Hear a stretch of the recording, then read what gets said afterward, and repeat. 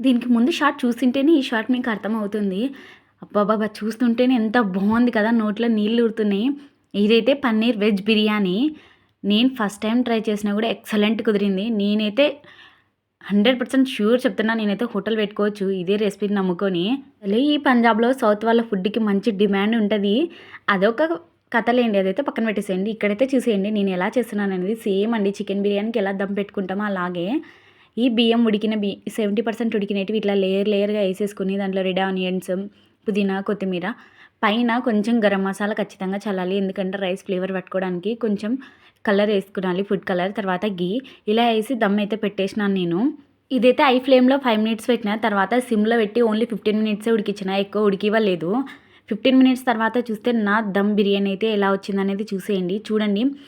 Main మనం బిర్యానీకి rice ఎంచుకునే దాన్ని బట్టి ఉంటదండి. ఎప్పుడైనా పాత రైసే ఎంచుకోండి. పాత బాస్మతి రైస్ అయితే 120 రూపీస్ పడతాయి.